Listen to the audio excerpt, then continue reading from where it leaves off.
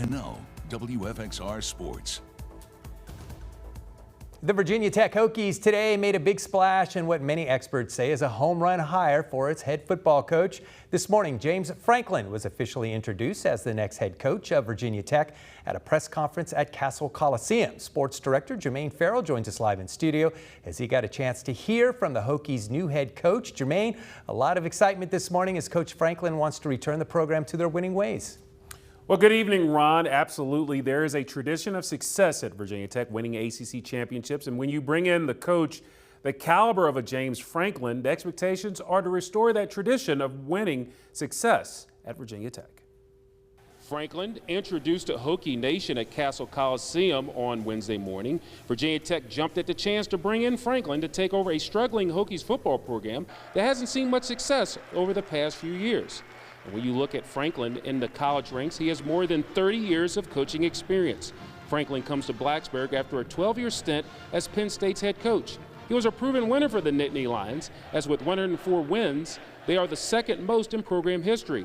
And before Penn State, Franklin was the head coach at Vanderbilt for 3 seasons. Overall, Franklin is known for turning struggling programs into winning squads. When you look at Franklin, he is humbled and honored to join the Hokie family. I think it was just very obvious early on that they had a plan. Obviously, you guys have seen and heard about the investment that was made before I really even got involved in this process, so I think that was helpful. A clear and specific plan of what they were trying to do and how they were going to do it. I also think benchmarking is really important, right? And being able to study how Virginia Tech ranks in the in the ACC in terms of investment, staff size, all those types of things was really important, so that when I got involved, they were already pretty far along in that process. So that made a ton of sense to me, and then obviously just the tradition and the history here. And overall, James Franklin has a blueprint to the type of player he wants to put on the maroon and orange for Virginia Tech. The rest of your life, you want to be high production and low maintenance. If you're low production and high maintenance, it's a bad recipe. It's a bad recipe for individual success. So we talk about that. We explain what that looks like and what that means. The reality is that's also part of our job, right, to develop these young people, because some of them may be high production on the field and high maintenance off the field.